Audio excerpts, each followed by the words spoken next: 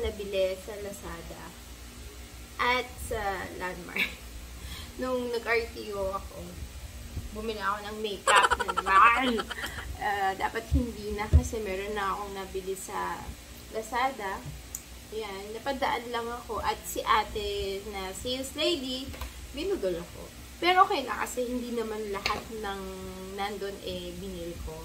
Mga ilan lang naman. At gusto ko din yung product na nabili ko. Yun na Okay, unahin muna natin. Ayan. So, get ready with me to. Dapat sasama ako sa ate ko sa Shopwise. Pero, so, pinamad na rin ako lumabas kasi nanonood ako sa Netflix nung The Weekend Away. Ang ganda ng movie na yan. Panoorin niyo.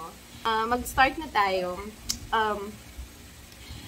Lagi kong ginagawa bago ako mag-makeup, syempre, naglalagay muna ako nito. Palagi. Yeah. Para ma-moisturize ang ating face. At maganda kasi siya At meron din siyang instant lift sa face ko. Yan, meron akong instant lift na na-feel sa face ko kapag naglalagay ako nito. So, yan. Nilalagay ko yung mga ganito ko sa ref. Kaya pag bubuksan niyo yung ref namin, mayroon kayong makikita doon ng mga skincare products. Isa sa mga favorite kong skincare na ginagamit ko. Care Plus Lip Oil. Ayan, bago tayo maglagay ng lip tint or mga lipstick, ganyan. Lagay kayo nito para ma-moisturize ang inyong lips, hindi lang yung inyong skin, o, diba? Okay, next is sunscreen. Ayan. Okay, wait lang, amnin natin. Parang medyo, okay, napaka-importante ngayon ang sunscreen kasi tag-init na. At talaga naman, yung araw, diba, ang laking damage na naibibigay niyan sa ating skin kapag tumapag pa yan sa mukha natin kapag mabos tayo ng bahay na mainit. So, importante na maglagay tayo ng sunscreen. Okay, meron ako ditong Belo at yung binigay ni Aces na Snail White Sunscreen CC. Sa dalawang to, mas gusto ko talaga yung Belo kasi yung meron siyang glow effect. While this one is hindi ko siya gano'ng nakikitaan. Pero nakaka-cover naman siya. Kasi na-try ko naman na to before. Pero ito kasi, hindi naman siya super full coverage. Pero meron akong glow effect talaga na nakikita dito. Kaya gusto ko talaga siya. Favorite ko siya. Though maliit at medyo pricey. Pero worth it naman. Yeah. Okay, so maglagay tayo dito. Yan, sa kanan. At yung CC cream. Ayan. So, itong content natin is, wala lang, makeup-makeupan. Mala ka-Vogue. Ayan, malay mo, makuha tayo ni Vogue. Ma-feature tayo sa Vogue magazine. Charot. Wish ko lang. Ako nitong makeup brush. Ayan, hindi ako talaga gumagamit ng mga makeup brush kasi madaling ma-irritate yung skin ko. Pero dito natuwa ako kasi maganda yung quality niya. At, ito pa. Meron siyang kasamang pang-linis sa mga makeup brushes nyo. So, let's do it!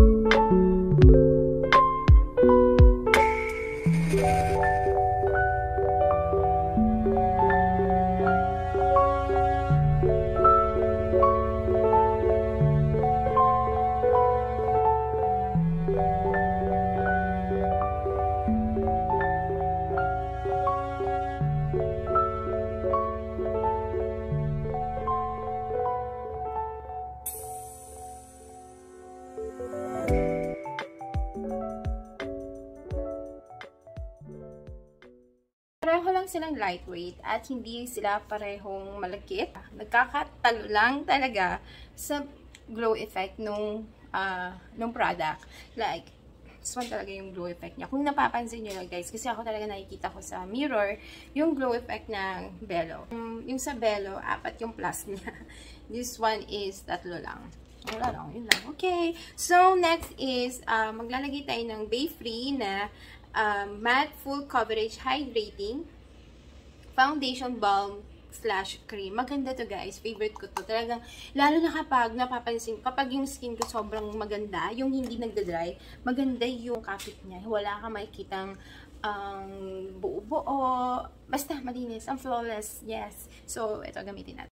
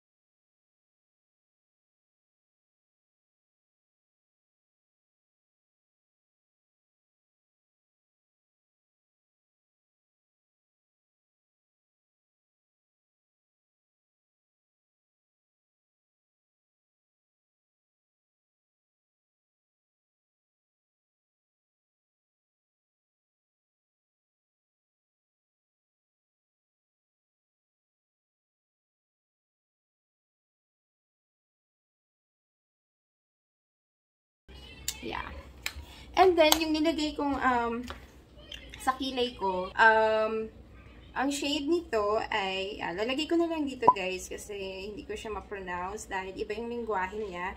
Okay, pero perfect siya sa mga merong dark color na katulad ko. Ayan.